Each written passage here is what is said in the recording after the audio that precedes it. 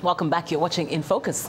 Now, since Libyan leader Moammar Gadhafi's ouster last year, many citizens are reverting to practices banned or heavily restricted under his rule, including restoring the Koran and holding folklore exhibitions.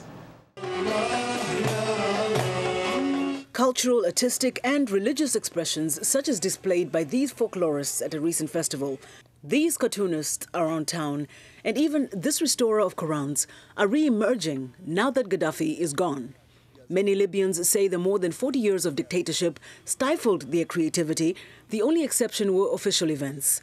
Folkloric clothing, ceramics, furniture, and pictures of old city of Tripoli shown at this recent three-day festival is just some of what Libyans have been missing, according to organizer Dia Al-Trapolsi. This is an exhibition of history and civilization of Tripoli.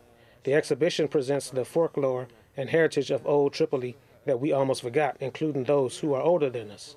A group of young people organized the exhibition. Nobody expected that they would be able to do such a thing again. Fear of retribution forced artists like political cartoonist Al-Ojaili Al-Obaidi to practice self-censorship.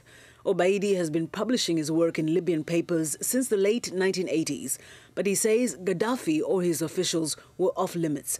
He says he was restricted to drawing cartoons about universal issues such as poverty and natural disasters, and those related to the U.S. war in Iraq, the Israeli-Palestinian conflict, and Darfur.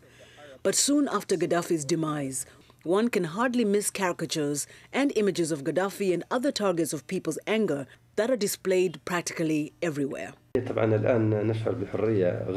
feel that I'm free now because I've been liberated from restriction on freedom of expression. For me, this is a new start. Freedom is the greatest feeling in life. An estimated 200 new publications have sprung up in Libya since Gadhafi's ouster, a huge jump from the less than 10 mostly pro-Gadhafi publications allowed previously. News agents say clients now leave their shops with armfuls to ensure they don't miss any news. A discourse has been broadened, and this is what we were looking for and what we needed it. We wanted to see nice scenes, and we wanted to see a criticism that serves a citizen in particular. Now there is absolute freedom. Among the publications enjoying a resurgence is the Koran, and with it a surge in religious freedom. The Gadhafi regime suppressed devoutly religious Libyans from freely practicing their faith, fearing there could be Islamist extremists or members of the Muslim Brotherhood. Ezzaldin Arafa, owner of a workshop that restores damaged Korans, says he feels like a weight has been lifted off his shoulders now that Gadhafi spies are not scrutinizing his workshop, trying to scout out Islamists.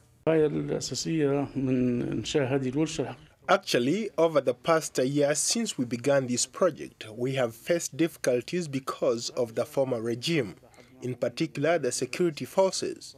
It was not allowed to practice anything related to the Quran or with religion in general.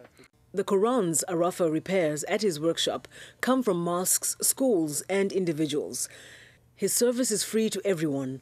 Plus, he trains women and children how to rebind and restore the holy book. Thank God. We have to preserve God's words and we have to keep it in our hearts. We work hard to protect property and possessions. We work to protect our money and children. The Quran needs real care and protection. Many Libyans say being free to worship Islam and its role in their lives is one of the biggest post-Gadhafi benefits.